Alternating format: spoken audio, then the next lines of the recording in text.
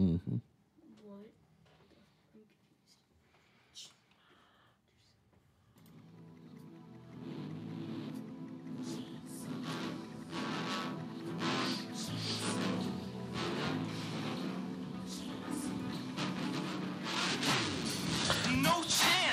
What you got? All right. Heel Talk Radio on kaoticradio.com. I am your most excellent host, the 5-card stud Jeff Maverick. And with me today is Name Drop Cole Dawson. Oh, amen to that one. That's all right, correct. Let me go ahead and let you get it out of the way up front. I am wearing my sister Candice LeRae's t-shirt tonight in support of her. So yeah, hashtag Candice LeRae is my sister, hashtag name drop, hashtag Johnny Gargano's my brother-in-law, hashtag I'm done. Hashtag team? Hashtag team. Hashtag team. God. Yeah. Still my favorite EWF tag team for 3 weeks. Nice. All right. So, Richard, are you looking at me? Okay. You remember the signals? All right. So, as you guys on the YouTube land can tell, we have not one, not two, but Trace. 3 in-studio nuisances whom I love dearly. You two over there can move back over there now. Yep, go sit on the couch. I am always up for the old adage of children are meant to be seen and not heard, but in this case, we don't want to see you or hear you. Nice. Love you guys dearly, though. All right. Violet over here wearing her amazing panda sweater and her goofy-ass panda gloves that I really don't ever want touching me. The favorite animal of her uncle, Johnny Gargano. And several other people. Yes. Millions of Asians across the world cannot be wrong. God.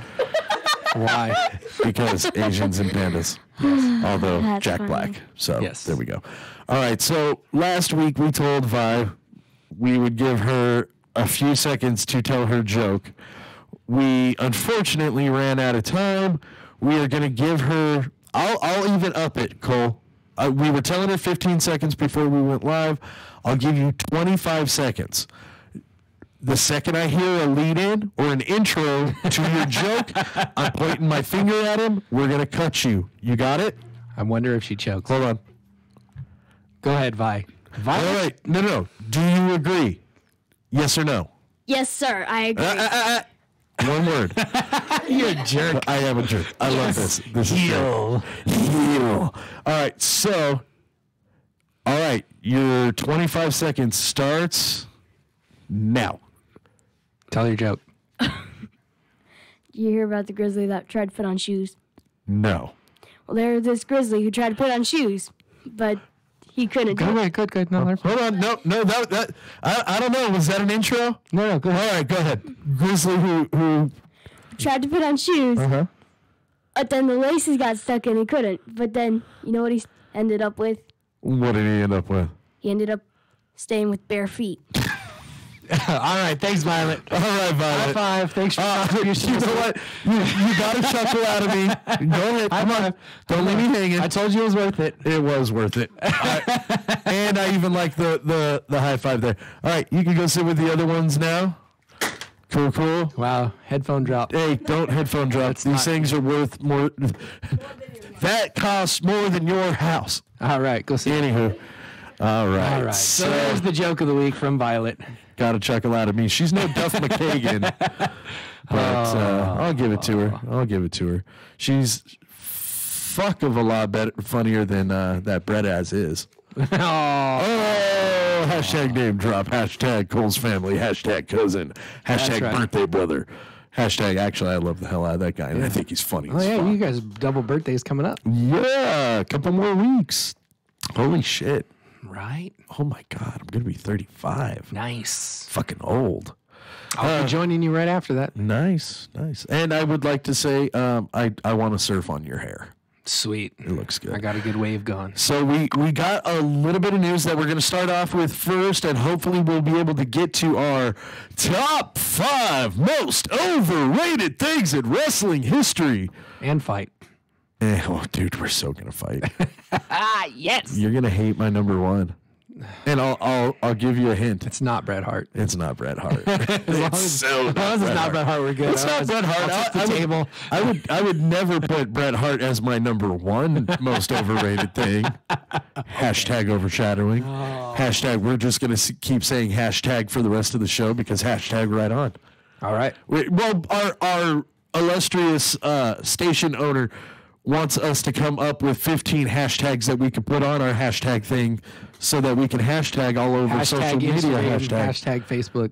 I told him, I'm like, just go onto a wrestling website, pick out 10 fucking words, and hashtag those. Hashtag heel. Heel, motherfucker. That's right. All right. So we got a little bit of news, and it excites the fuck out of me. It's Not interesting. much in wrestling excites me anymore. I know. Not much in wrestling excites you anymore, but when you freaking called me up, you're like, dude, did you hear? Yeah. And Avi, I had already heard. Right. Because when something happens with my boy, my ear's already to the grindstone. So we have some big news coming out of All Elite Wrestling. AEW. Some major signings. I mean, absolutely mind-boggling. I mean, we kind of knew it was going to happen. Well, we knew that they were going to do something at the press conference. That was going to be big. There was some rumblings and some rumor and innuendo, coming out of the dirt sheets. But AEW has its first signings, or its first absolutely major signings. Yeah. That is somebody who's not under the banner of the Elite. Yeah. Did you forget who it was? No. We got Dragon Gate superstar Sema. Yes, and his crew from Japan that they announced are going to be working with. Maybe not necessarily full time, but that's going to be awesome. Sema's awesome. Freaking phenomenal. Dragon Gate USA is some of the best wrestling going on in this country right now. I'm really happy about that, but it's not like the best. Yeah, they also signed Pac. They did. Neville. The man that gravity forgot. I love Neville. And, since he was in WWE and got a little jacked, a little beefed up, he's not a skinny little British dude anymore, or Welsh. Sorry, you call him British, he might smack you in the teeth. God. He's not a skinny little Welsh dude anymore. He's a big motherfucker, and he's still throwing freaking Phoenix Splash, Senton Suplex bombs. And I'm looking forward to seeing him without the governor on. Oh, yeah. That's going to be fantastic. But the biggest news, the most exciting thing in the freaking world right now. Brandy Rhodes? Her ass is a national treasure. I am going to stab you with your own fucking green pen. Oh, boy. No. You know what I'm going to say. What's that? The Alpha Club is in AEW. Oh, boy. That's right, everybody. My boy, my man. You're loud. I am loud. I'm excited. I'm excited. Come on, man. I mean, this is like the biggest news coming out of fucking professional wrestling right now. I mean, last week we had to talk about fucking tampons and That's true. This is way more exciting. Me and Gene Okerlund, like last week was and we talked about freaking goddamn Adam Sandler movies for 10 minutes. This week I got something I'm legit fucking excited about. Chris Jericho in the AEW. That just the Bucks of Jericho. Or is it Y2 Jackson? Damn it! I wish I was wearing my shirt. Oh no, it's very exciting. It is. They have stars. They do. They've got stars. And I mean, rumor is that JR is going to be signing on too. And the other big rumor this week, which is just a rumor. There's no substantiation at this point, but which means Cole made it up on his way here. No. Kenny Omega is reportedly turned down his offer from WWE. So he's a free agent. I mean, I love Kenny Omega. Oh, yeah. I do. Yes, sir. And as much as I would love to see him fucking, 18 hours a week? Is that what WWE TV's up to now? Yeah, but he won't be on all the programming. Just probably dude, he's Kenny goddamn on, Omega. SmackDown on Fox when that happens. Yeah. I mean, I just don't know if they'd be able to use him right. Well, they never do. Look at what they did with AJ Styles. They brought in AJ Styles, acted like he was a big star, and then made him job to some piece of shit at WrestleMania, Chris Jericho. Fuck. Well, I know. Let's bring in the next big star and job him out to the guy who's been a mid-carder for the last 10 years. I love Jericho, and Jericho's great, but like there comes a point at any promotion where your job now is to make the new guys, and he was past his date of being the rubber stamp, top guy. His turn to put people over. He put over frickin' Fandango, for Christ's sake, at Mania. Okay, but he is single-handedly the reason why New Japan is on the map right now. I agree. Yeah, he did this, but that's it. He had to get away from WWE. In WWE, Chris Jericho is the guy that makes other guys now. Well, yeah, that's true. But then again, Mick Foley had that title too. Yeah, but Mick Foley never won a WrestleMania match, so that's my point. He put over Edge. Hey, man. Good person to put over, though. I mean, God. Oh, speaking of yourself. Overrated motherfuckers. Oh, fuck you. You know what? That pink and black motherfucker just jumped up 2 spots on my list. Yeah, well, fucking Edge could not hold a candle to Bret Hart's fucking wrestling abilities, or selling, or being believable. He's a better actor. No, he's a better he's a way better actor. He's a better promo. No. I'm talking like actor. No, I don't care about I'm talking like movies, real TV fucking show. TV shows. Yeah. Because fuck Lonesome Dove. Yeah, whatever. Which is the only thing I remember Bret Hart doing other than The wrestling. Simpsons. That doesn't count. Oh, gotta love that voiceover work. It's really bad is when even the Simpsons cannot fucking move the damn mouth slow enough to get Bret Hart to talk right. Oh, God. Shut up. Yeah, fuck your face. All right. See, this is what you guys have to look forward to tonight. We're not even into the list yet, and we're already arguing. Oh, all right. All right. So, yeah, big AEW news. I'm excited officially now. The thing I think that's the coolest is they're really trying, they're providing health care, and they're going to pay the women as much as the men. So, good for them. I think it's a valiant It's a thing step to in do. the right direction. And I hope it doesn't put them out of business. It probably might. Yeah. I mean, well, I don't know. They've got Jacksonville Jaguars money rocking right now. But the big part of the Jericho news is there was a tweet attached to it by Jericho that he would not have signed if there wasn't a major television deal in the works already. So there's a lot of buzz and huge news going around this, and I'm excited to see what they do. Again, Jacksonville Jaguars money. Yeah, I mean, that's you right. you And you got that NFL owner money. You got fuck money. yeah, you get that meat sauce. You got that fuck you money. Yeah. You got that. I mean, You can get that meat sauce, breadsticks and shit. that meat sauce in the breadsticks. Hey man, give me an extra side of Alfredo so I can dip my breadsticks. I've got that kind of money right now. right, baby. I'm pointing at appetizers and not looking at the price kind of money. That's what I want. Oh, Give me some of that Olive Garden money. all right. Yeah. So you ready to top 5 this shit? I'm ready to top 5 this shit. Are you ready to top 5 hell this yeah! I've shit? been ready for 2 weeks now, bro. We had such a good time with 10 through 6. I'm ready. Okay, well it's been every week now. I go ahead and I let you go first because I want to hear what you have to say, so it'll get me riled up. Okay. I'm already up here. I'm already up here, man. If you want to throw me up here, let's hear number 5. My number 5 is the genius of one. Vincent Kennedy McMahon is massively overrated. Okay, He gave us Golga. He gave us all kinds of the oddities. We've got the. Hey Richard, can you do me a favor, bro? Can you bring up the music for the oddities? Oh, so good. I'll give our one maybe juggalo listener a little bit of a boner for a second. Oh man, just yes. Yeah, this. You would think this was a Vince Russo thing. Oh, but it kind of was. I mean, it was Vince Russo. It was during sucking his up. time. Yeah. It was during his time. All right, cut that bullshit. That's about as much as I could give to the fucking insane clown pussies. I can't stand that. Even his brilliant ideas, when you look at Mr. T being at WrestleMania twice, you're just like, fuck, why? I get it, he was the biggest star in the world in 1985, but Look at what I just. There's so many for every like brilliant idea he had. There's 30 or 40. Just what the fuck were you doing, moments. Katie Vick. Yeah. The gobbledygooker. Yes. That was before Vince Russo, so we can't blame. Yeah, can't blame Vince Russo on that one.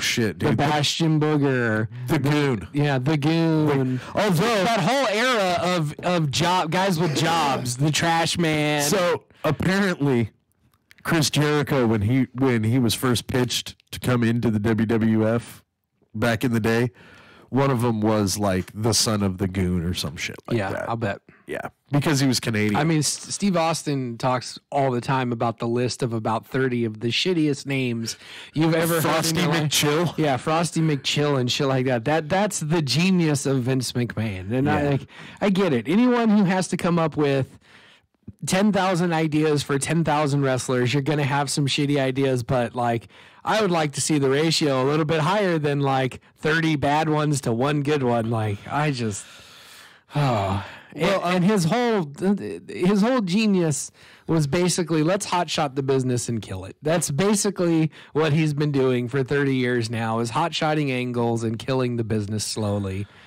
You know, man, and see, I was up here, dude. I was up here. I wanted to fight. I wanted to fucking fight with you on this one. But I can't fight with you on this one because it's true. I've been saying it for years. You said it while we were out there, and I'm just going to throw it back out there. You're not going to get anything good until the old man either dies or retires, and Triple H, or I mean, God help us, Shane and Stephanie McMahon end up taking over. Yeah. But it's, Triple H is the one that's being groomed for it. Yeah, and he's running NXT, and it's a fantastic product. Yeah. It is. It's a fantastic product. It's an hour a week. You don't see everybody every week. They actually build up their storylines to a conclusion. And 205 Live has been palatable since he took over on that one, too. Hey, man, Mustafa Ali. Yeah, I see him on SmackDown, and people are cheering for him, and I'm like, okay. He's good. Yeah, he's all right. He's fine. He was a cop. God damn you. Good for him. All right. Fine. Fuck yourself. Dickhead. I appreciate your service, Mustafa Ali. Thank you. All right. See, your number 5 was my number 3, so I'll just jump it back up there to number 5, and we'll just say, Vince fucking McMahon. Well, the genius of Vince McMahon. Yeah. I'm going to go ahead and just go Vince McMahon in general. I don't know. The Mr. McMahon character is fantastic. No, Mr. McMahon character aside. Yeah. His bullshit ego trips. Yeah. I mean, the dude Sting doing the job for Triple H at Mania in his first match ever. Honestly, what the fuck was that about? Yeah. Dude, you get legit the biggest star at WCW. Yeah. And you get a guy who, at the time when Sting was the biggest fucking thing in the world, was carrying Shawn Michaels' bags. Yeah. And I don't see the relevance. Why Sting versus Triple H? Yeah, Hunter, when everyone's been waiting 25 years for Sting versus and Undertaker. Then Undertaker gets a shit match the middle of the day. Yeah. So his ring entrance doesn't even look good. Yeah. And fuck, dude, Bray Wyatt was a badass in that match. He did good. Yeah, the match was But his entrance fucking sucked too because it was meant for somewhere dark, and you've got it in a fucking arena show in Southern California where it doesn't get dark until 8 o'clock at night. Put those motherfuckers on last, so at least their entrance was great. Yeah. Okay? Gotcha. Yeah, sorry. That's the pet peeve of mine, man. I love a good ring entrance. Sorry. Yeah, that is kind of one of the problems with the outdoor shows. Yeah. Because you can't do a lot of the special effects and everything. Yeah. But it was still better than the Bray Wyatt Randy Orton abortion thing where oh my God, what the fuck? Yeah. Oh, you're talking about that? When they kept, are we talking about the House of Horrors match, or are we talking about the one where they were in the fucking ring and then they kept projecting shit on the ring in the middle of the match and just? I bet you that was a fucking Vince McMahon idea too. Yeah, overrated piece of shit. Just kidding, Vince. You're not a piece of shit. Just a little overrated. FUVM. No. FUV. We need a goddamn T-shirt made that says FUVM on it. FVKM. Yeah. FDM, dude, I almost bought that shirt. The FDM? The FDM shirt. Yeah. But then I was like, no, I'm not going to waste my money on that. I'm going to buy one just so I can get a phone call in like a year and a half from Bruce. Like, you bought a shirt, and I'm like, wow. Did I? I already wore that shit out, and it's thrown away. Fuck, dude. So does that mean my next 3 phone calls will be in the next 2.5 years? Yeah, right. So, all right. So what's your number 4, dude? All right, my number 4. Now, see, here's where things might get a little dicey. Because my number 4 thing is controversial in nature, because most people say this guy is the greatest professional wrestler of all time. It's very, and I'm not arguing that point, because when you take all things that are professional wrestling into account, promos and selling and being the champion and all that shit, this guy's up there. But Ric Flair's in-ring abilities are quite exaggerated. He's really doesn't do very much in the ring.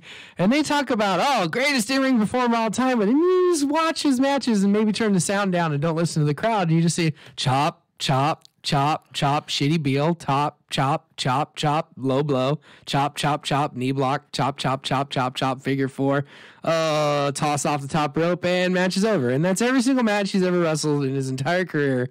And it's great because they look like fights and it's whatever, because he doesn't want to plan anything ever, but he doesn't do shit. He's not a very good technical wrestler. He's not like this great storyteller. He just goes out and brawls for 45 minutes to an hour and then loses. And greatest in-ring performer of all time? Loses? Oh, yeah. Ric Flair did the job like every fucking night. He even won when he was the champion, and he never won with the figure 4.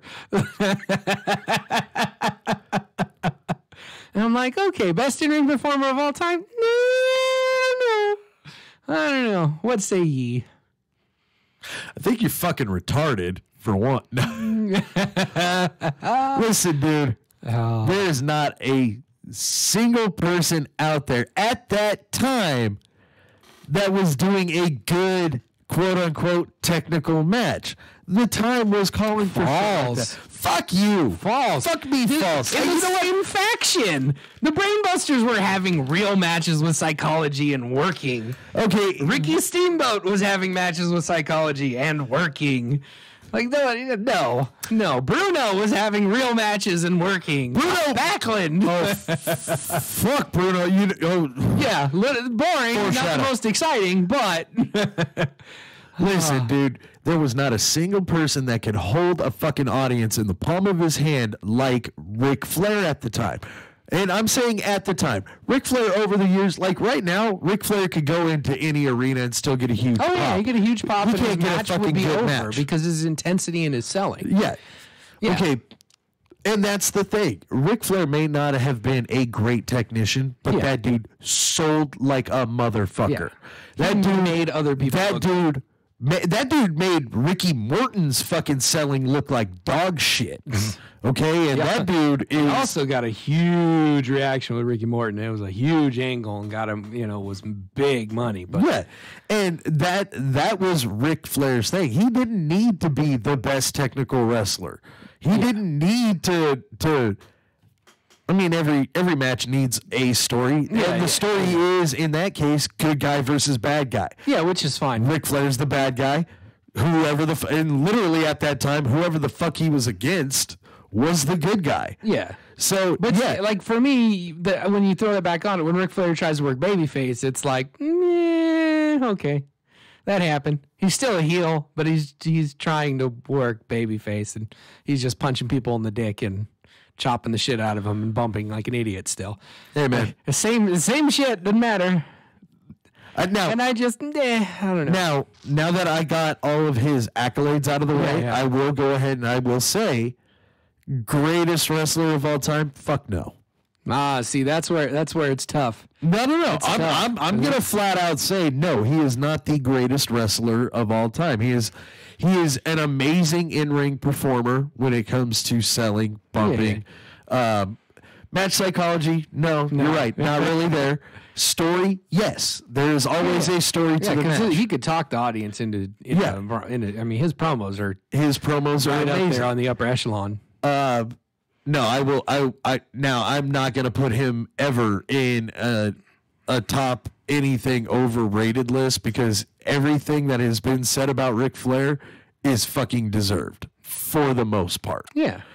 When they talk about he's the greatest in-ring performer of all time, I go, dude, there's 3 guys working right fucking now that are better than Ric Flair ever was. Yeah. Guaranteed. AJ, Jericho, and fucking Kenny Omega. And Okada. I'm just talking and Johnny Gargano right there. And fucking like I could name dozens of people that I love Johnny in the ring than Ric Flair. Well, in the ring, yeah, but bell to bell. But the problem is but who do you put over him? Total package, all of the things that are professional wrestling. Who do you really say is greater than Ric Flair? That's a tough one. Yeah, that's not close. If you're talking about who's the goodest at professional wrestling, the goodest, yeah, because there's because greatness is a subjective thing. Chris Jericho doesn't even he can't lick the boots of Stone Cold Steve Austin, Hulk Hogan, Ric Flair when you're talking about greatness, because greatness is a subjective thing where it's like Muhammad Ali. Muhammad Ali isn't that good of a boxer. Like he wasn't that good, but he's the greatest because he's the biggest star there ever was. And on top of it, he was a great boxer. Not the best ever.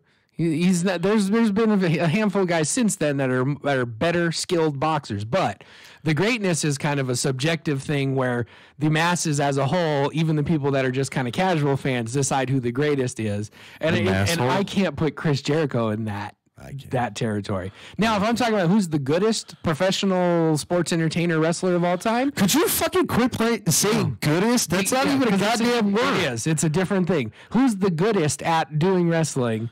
Is Jericho or Shawn Michaels, and maybe you could include a guy like Terry Funk and Randy Savage in that conversation for the guys who were the actual total package, the guys who had the look and could talk you into the stands and who were going to give you the best match on the card every night. So there's those 4 or 5 guys, and after that, it's hard. And see, I'm not even putting Bret Hart in that category because I know drawing money wise and talking people's butts into the seats, it's not Bret Hart's forte. No, that ain't going to be Bret Hart. But I'll tell you right now, if I had my choice to go see any wrestler in the goddamn world in their prime, I personally am picking Bret Hart over anybody else because I don't care about the other bullshit.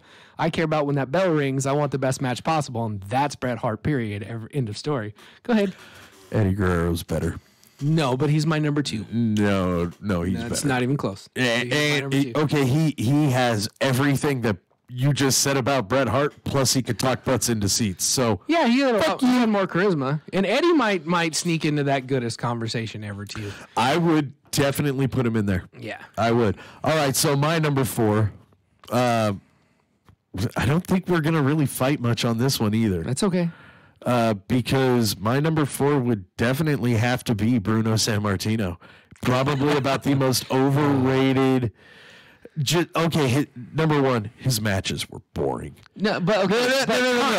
No. Context. I let you say your piece. No, context is king. Yes, context. Okay, his matches were boring as shit. There were probably 10 other guys at that time in that federation that put on more exciting matches. His promos were, if you could understand a fucking word that was coming out of his goddamn mouth, they were boring. Very vanilla. Dude, vanilla has a flavor. We're talking water. Okay? We're talking Bud Light. He is the Bud Light of promo guys.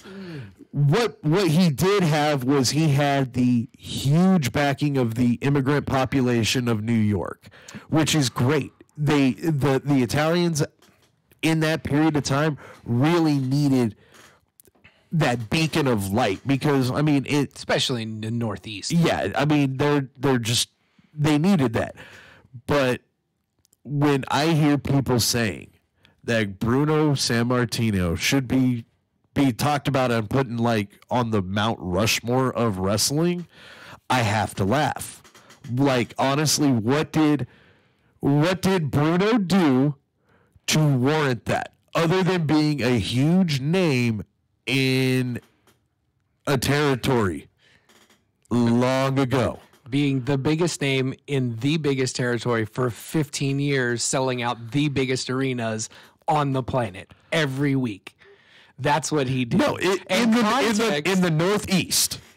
In New York and Boston. Okay, in the Northeast. And there's a much bigger world out there, buddy. Rick, he couldn't draw fucking 15 people in his own goddamn country, I guarantee you that. Oh, shit. Dude, that guy is the drizzling shits. Context. No. I'll give you context. Okay, he was huge back in, the 1970s, right? When nobody did work rate. When nobody did shit. Yes. So context, his matches weren't boring because he was doing what everyone did. No, except his comebacks.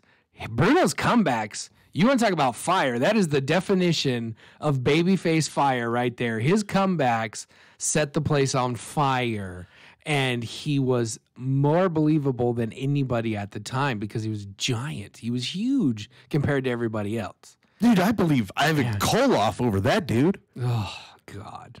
You have no culture. Hey, man, I'll be a swine. But that's it. You know, the heels. Hold on. Go ahead. Let me. I'll give you a better immigrant wrestler who is way overrated compared to fucking bullshit Bruno. Fucking Pedro Morales. Uh-huh. Okay, Bobo Brazil. Well, no, I guess Bobo's from fucking Texas or some shit. I just found that out recently. Nice. I always thought he was actually from Brazil. Yeah, of course. But yeah, like Pedro Morales, way better immigrant champion. Pedro Morales didn't draw money. That's why he got the strap taken off him. It's really simple back then. You put on the marquee Bruno versus anybody, and it was a sellout. When Pedro was the champion, it went Pedro Morales and whoever, and it was like Haffel. It was not even close to the, he definitely belongs on the Mount Rushmore because he's that guy. And Gorgeous George, of all people, Gorgeous George was the most popular human on the planet in the 50s. So the Mount Rushmore should be Gorgeous George. If you're talking about greatness and the subjective thing, is Gorgeous George, and then Bruno, and then Hogan, and then Austin. And then after that, there's nobody who's even close to their level of stardom in the business. Ever. It's not even close. You're going to put Bruno up there over Ric Flair. Yes. Over Dusty Rhodes. Yes, over the guys who are selling out 7,000-seat arenas in the South.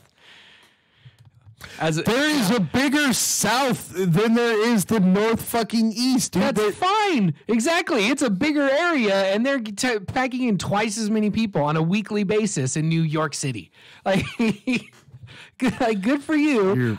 It's we can look at the guy who sold out 15,000 seats a week or the guy who sold out 6,000 seats a week. Who did a better job? It's really simple. That's just math. That's common sense. That's not even hard. There's nothing subjective there about it. They couldn't sell out big arenas in the South, except for the Von Erichs. You're such a dumbass. Oh, all right, what's your number 3, jackass? The NWO. We talked about this last week. Yes. So we'll be quick on this one because we agree, and you gave your reasons. My reason basically is that while it was the greatest short-term storyline in the history, in the history of the business. I mean, it's on the short list. It's right there. Mm-hmm. The who is the third man? From the very beginning, with Scott Hall showing up, walking out through the stands.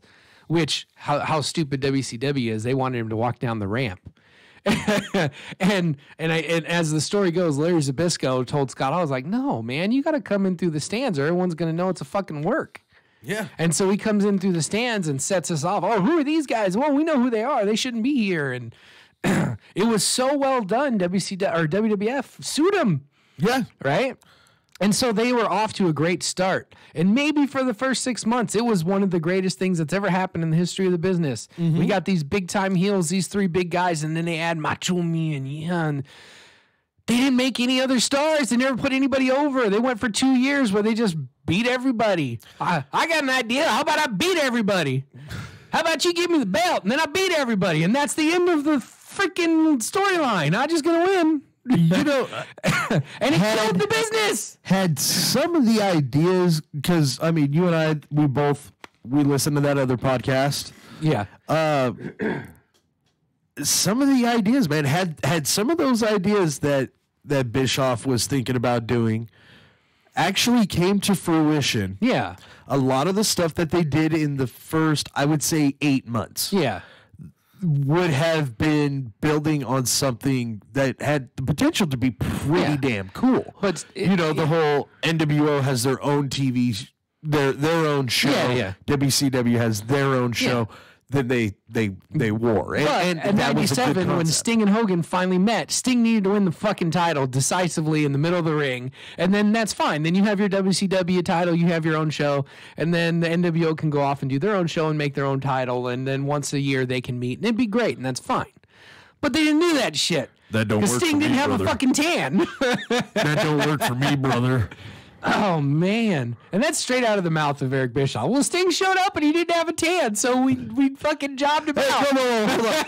hold on. Not only did he not have a tan, but he looked like he hadn't worked out in 6 months, too. And I get that, and I understand that, but And come on, you want man. this? Okay. You can take the strap off him later, bro. The fucking they wanted the superhero. What they got was okay. So what they wanted was Batman Begins. What they got was Batman: The Dark Knight, which is the older, plumper version. Sure. Which I mean, Sting was never fat. Yeah. He Well, just- I wouldn't say the Dark Knight. I'd say more like the Ben Affleck with his fucking cheeks, like literally, like his face is too fat to have that mask on. Yeah. But NWO was like it was like a one trick pony. Like it was good for a minute, and then it just slowly killed WCW for 3 years. Well, when you have half your roster in the one fucking group. Yeah. So, okay.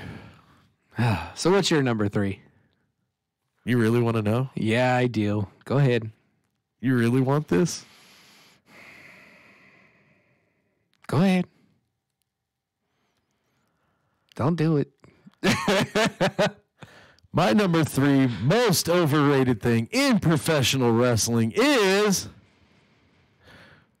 WWE's first ladder match. Shawn versus Brett. Really? You're on crack. Go ahead. Explain this one. to Okay, me. so this one it's purely subjective. I mean, this is all on me. I know that our comments are gonna fucking blow up on this one. I hated it. Oh my God. Yeah, I hated it. I absolutely How do hated you it. hate this masterpiece? How do I hate this masterpiece? Well, because about a year later, a real masterpiece was done and completely overshadowed it. What the fuck While are you I talking get, about? what the fuck am I talking What about? is this match a year later that you think was better than this? Razor versus Shawn. Razor versus Shawn. Blue. Brett versus Shawn. in a Oh, ladder you're talking match. about the Brett versus Shawn ladder match that nobody knows exists. Yeah. Oh, okay, that's fine. Yeah, that's over. Nobody talks about it. What are you talking Dude, about? I said the Brett versus Shawn ladder match, the first ever ladder match in the WWE, WWF. Yeah, that match blew fucking goats. It was slow. Like, That match is so insignificant. I don't even remember it. Like I know I watched it once, but dude, it seems like every time I turn around, people are touting that as one of the best ladder matches ever. Bro, freaking Jake Roberts versus unnamed black dude number 4 for like 1979 was better than that. wow. You know, it's just okay. So since you're saying it's insignificant, then you agree with me. Yeah, I've never heard anyone talk about Oh, it ever, dude. other than just to be like, "Oh yeah, that was the real first match." No, It's so insignificant that everyone thinks Shawn and Razor is the first one. all right. So what's your number 2? I thought you were talking about Shawn and Razor. And I'm like, what the fuck are you talking? Hell no. That's if we do top 10 matches, favorite matches of all time, that's probably going to be on there for me. No, I love that I one. was so convinced you were talking about that ladder match. I swear I heard you say Shawn and Razor when you said overrated, and I went, what? No, And I was that like, one. That's That one not even the deserves. first one. First That of all. one deserves everything. No, and that's Okay. see because of the network, because of a lot of other YouTube channels. It gets a lot of recognition now because it's the first one. Oh, it's the first. It's the best. Yeah. Well, I mean, I also think that the Shawn Michaels versus Undertaker first Hell in a Cell is overrated as fuck too, but it's not on my top 10. It's pretty damn good. It's a good There's only match. 2 good Hell in the Cell matches, and that's one of them. The other one being 19. Yeah, with Foley and Taker. Yeah. No, I mean, fuck. Yeah, I out of the two, Oh yeah, it's definitely my. yeah. Foley and Taker is the number one. Yeah. Like there's no reason to ever do it again. Yeah. Like nobody's going to come anywhere close to that again. No, It's not happening. Not even throwing Shane off the top is gonna. Yeah, You mean doing the predictable thing that everyone knows is coming? See, the problem is they did that stuff, and now everyone expects that. And so when it happens, it's like, okay, there it is. There was our spot. Thanks, cool. Don't worry, we'll be talking about the death of gimmick matches in a little bit. Dude, we didn't I? Yes, we did. Last Yes, week. we did. But my number one overrated ties into it. Okay. Yeah, it is the reason for the death of gimmick matches. So, All right. Cool. all right, we still got 18. Number 2. My number 2. Okay, this one. This one has bothered me for years. I've never got this guy from the very beginning. I've always fucking hated him. This wasn't like and he got over and I'm like, no, fuck this guy. This was like from the beginning. I'm like, this guy is the drizzling fucking shits. He has no charisma. He can't cut a promo. He's the shits in the ring. But he's fucking over his shit, and I don't get it. I don't understand it. I don't understand why anybody fucking likes Jeff fucking Hardy. He is the absolute drizzling shits. Wait a minute. Hold on a He's second. the fucking worst. I'm not going to rebuttal this one. Hey, Richard, can you have my son come in here for a minute? Oh God, you're gonna bring a child in here. Well, I know why a child likes Jeff Hardy because he jumps off of high things. Like that's it. He does stunts. Good for him. Now have a fucking match and don't like fuck up an arm drag or almost kill somebody on a headlock takeover because you don't know how to fucking wrestle.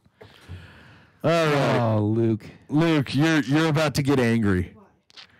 Cole's number 2 most overrated thing in wrestling history is Jeff Hardy. Yeah, Jeff Hardy sucks. Jeff Hardy is the drizzling shits. Somebody give me a reason why this guy's over because he can't wrestle. Yeah, Bret Hart is phenomenal, and I can back that up. Yeah. See, he's just mad now. He's hurt, so he's attacking my thing. He is. Give me one reason. Like, okay, Wait, hold on. One reason why why Is he's Mike not overrated.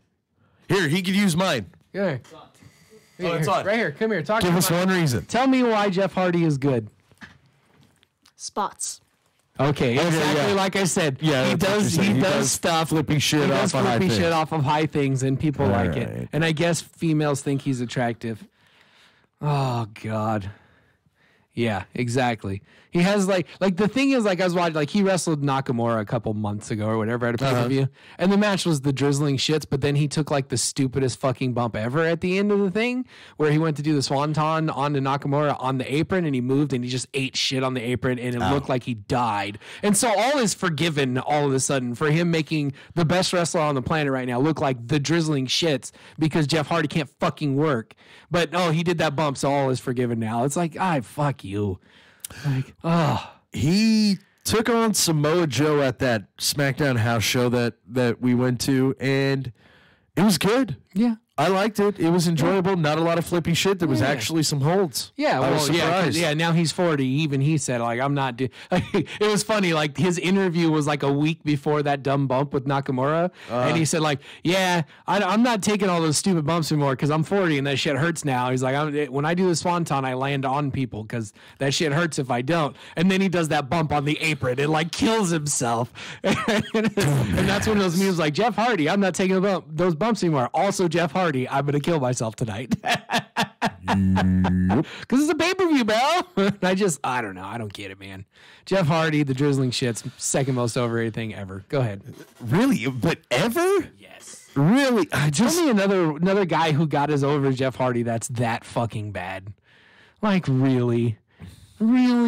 He can't even do a headlock takeover. Like, get the hell out of here. He almost killed Triple H one time doing a headlock takeover because he doesn't know how to wrestle. Like, God damn it. That's funny.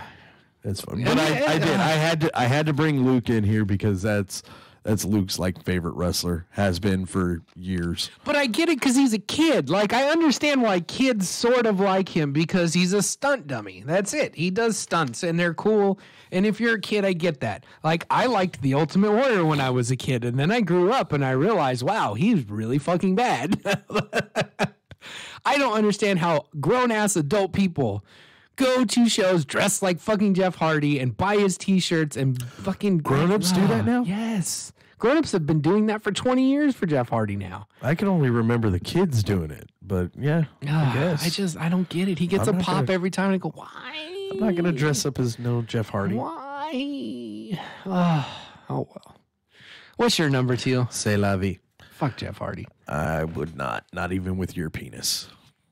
Well, that's what he got those ear holes for, though, I think. Them ear holes? Yeah. He stretched his earlobes. That's what that's for. Okay. That's the only like actual purpose I could think of, other than Randy Orton putting screwdrivers through it and pulling on it. That's fantastic, but that's because Randy Orton's great. But I do like me some Apex Predator. So my number 2 most overrated thing in wrestling history is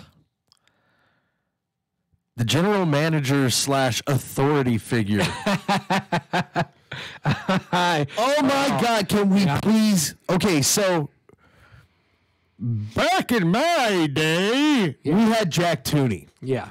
And Jack Tooney was great. Boring old white guy. Boring old white guy. You know what the greatest part about Jack Tooney was? You never fucking saw Jack Tooney unless something huge was happening. Yeah. And that's the kind of authority figure you really need. It wasn't until, and everybody's going to say, oh, the Mr. McMahon It was a great angle, but it ran its course. It was great, but it wasn't the one that I remember starting that trend off of an authority figure being on camera every week. Yeah. That goes to Sergeant Slaughter. Yeah. And his Commissioner Slaughter role. Yeah. Which was still fine. Well, but even before that, it was Piper who was President Piper. And then he only was there for like 6 months and quit after WrestleMania 12. Slaughter was there he was the commissioner for a good year and a half. But right? he wasn't like in every angle and trying to keep everyone down. Shit. Yeah. It was pretty much just through the DX stuff. It was DX versus the established. Which made sense to do it then. So it's fine because it's tied into the story. Stone Cold versus McMahon was great. Yeah. And every GM since then has been trying to play off of that. Yeah, no shit. Same shit. We got a heel guy. Different day. Yeah. Oh, it's a heel. Yeah. Regal pulled it off. He did a good job.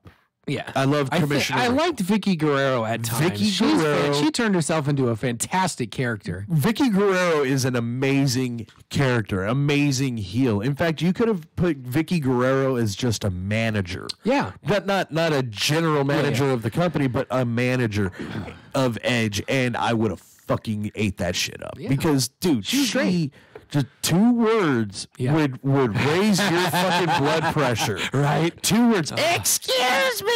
Oh, God. So good. But it must run in the family, man. Yeah. I mean, Eddie was... Yeah, she picked it up real quick. She...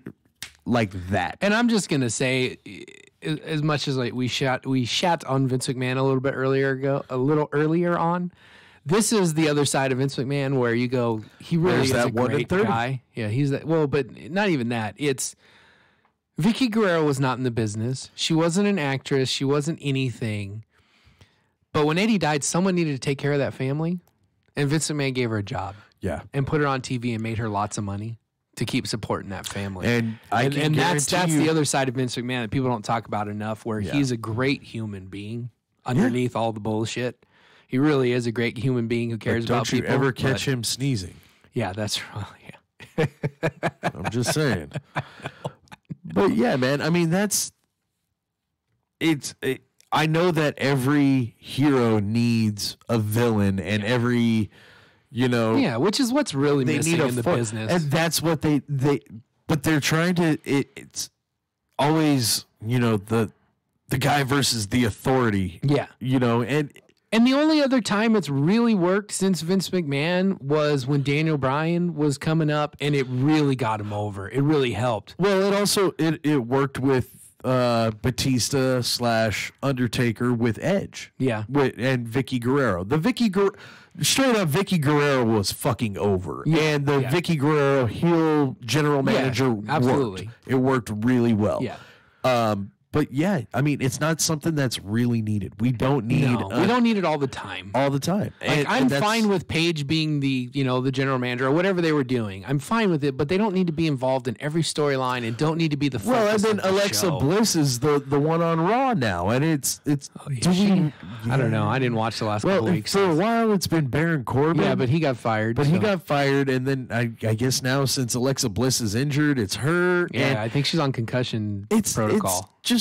But It's overboard. We don't need. In fact, no, we really, really don't need a general manager role on TV. Well, I mean, I'm okay with having it, but it needs to be like not a main focus. Yeah. Like, you need to be like Roger Goodell. You're only there when like someone beats somebody up, and then you got to be on TV and answer questions. But then go the fuck away. Yeah. Oh, we better get to number ones. You go for yours. Okay, my number one most overrated thing in the history of the business is, and I've been reminded a lot lately because I've watched a few things from this era, is the Attitude Era. What a drizzling pile of shit. It was so fucking bad. It was unwatchable, even as a 14-year-old boy who should be loving all the DX, like, suck it, bro, suck it, and fucking Austin flipping everybody off. I could not stand the fucking show at the time. It was so fucking bad. And I'm reminded because I went back and watched a few episodes of Raw. And I will say this, at least there was something interesting-ish happening on Raw at times, storyline-wise. Like, there was always something going on, but every single segment was just a clusterfuck that didn't make any sense, really. But they tried to be interesting.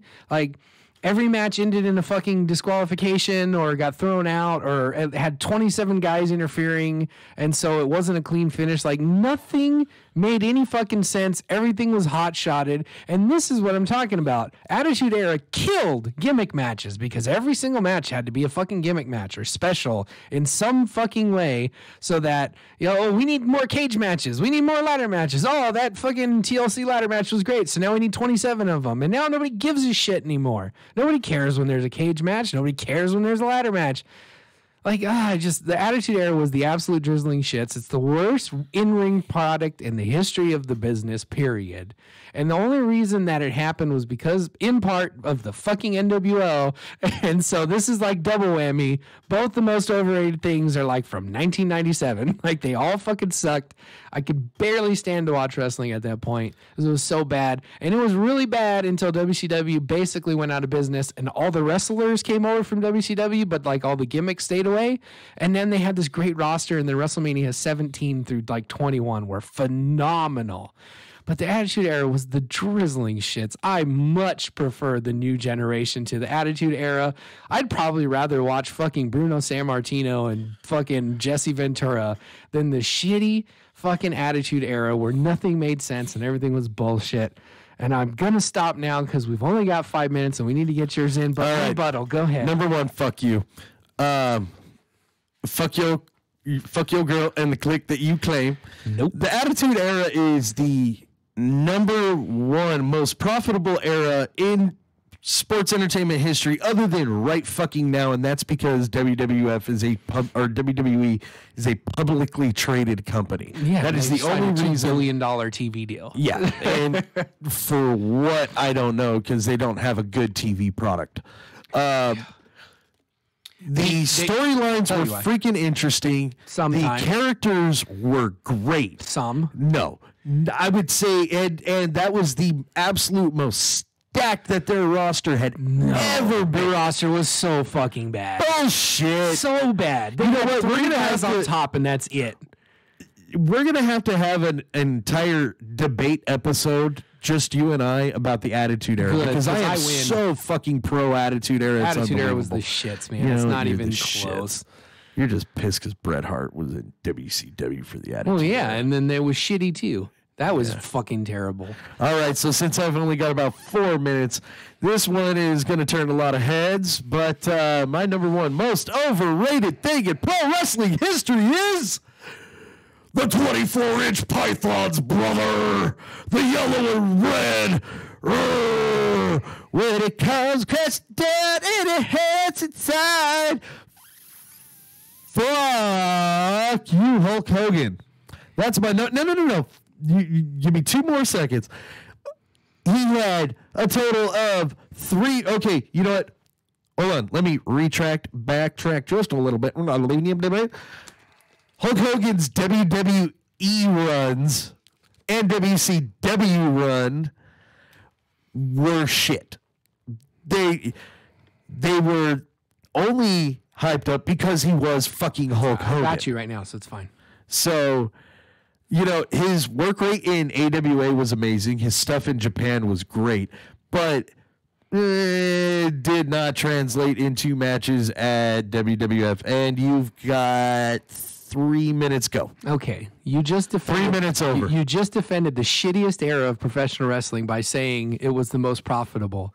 And then dumped on the guy who made the most money in both of the most profitable eras in the business. He made the most money in the 80s and took wrestling from a bullshit fucking like sideshow to a main, like literally having 13 million viewers on NBC on Saturday night. 3 moves. And then he went over to WCW and took them from a company that was losing millions of dollars every year to making $30 million a year. Yes, he didn't start making money for that company until the NWO. No, his first year, they turned a profit. It wasn't a big profit, but they turned a profit. They did not turn a profit. They did. I listened to that shit. I listened to it. Yeah, I listened to that shit. I listened to that one. They turned a profit before the NWO happened. They did. No, they didn't. And the NWO, which was Hogan as the top attraction in the whole company, turned that into a massively profitable company. So you can't in one breath say that this was great because they made money and Hogan made more money. Ton of money. No, yes, he did. They lost money when Vince Russo took Hogan off TV and put a bunch of nobodies out on TV, which is what Vince McMahon did in '93. Took Hogan off TV and put a bunch of nobodies, including Bret Hart, who was a nobody at the time, on TV, and people stopped watching. Hogan saved WCW from bankruptcy. He created WWF as a whole, like a known fucking entity in the world. Like, you can't say Hogan's overrated. Hogan is overrated for making the most money, and then say, well, but the Attitude Era was over because it made money. Like, no, I'm sorry, you can't do both those things. Hogan is the biggest star in the history of the business, not even close. I guarantee you right now, I can go up to a 12-year-old and say Hulk Hogan, and they'll know who he is. They might not know who Stone Cold is. But everybody from like 80 to fucking 10 knows who Hulk Hogan is. He's the biggest star in the history of the business. Is not even close second. Like, I'm sorry, there's not. He's fucking overrated. You could say you don't like his matches or whatever, but his matches sucked. No, they didn't. Yes, they did. No, they didn't. His matches were fantastic. Big bootleg drop. Let's go home. Okay, yeah. Hey, don't touch me though. What about the 20 minutes below? Don't you fucking touch me though. Because the second you fucking touch me in the ring, I'm gonna fucking blackball your ass from the business. Oh, you're so full of shit. You got to stop reading Dave Meltzer's made up bullshit. I don't fucking read Dave Meltzer. But you're fucking spouting off made up bullshit, rumor and innuendo as your reason for Hogan sucking. Hogan is great. He's a great performer. I never said he sucked. I said he was fucking overrated. Oh, he's so underrated. Way overrated. Fucking, like, his in-ring abilities are so underrated. All right, that's been our time. Oh, Hulk Hogan's the best. Get out of here. Oh, fuck you. Hulk Hogan could go suck Bret Hart's dick. Hulk Hogan's the reason the Young Bucks exist. So get out of here. Hulk Hogan is still giving us magic. Okay, you know what, dude? If I have to see Hulk Hogan's fucking ass one more time on the internet because he thinks he's goddamn Miley Cyrus now, I'm gonna flip my shit even more than I am right now.